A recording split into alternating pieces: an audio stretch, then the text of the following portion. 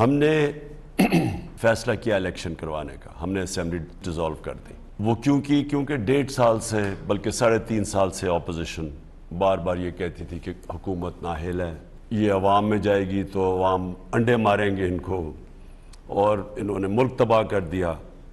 تو یہ 3.5 سال سے اور بار بار کہہ رہے تھے کہ جی پرائم منسٹر پھر سے الیکشن استعفیٰ دے، یعنی الیکشن کروائے۔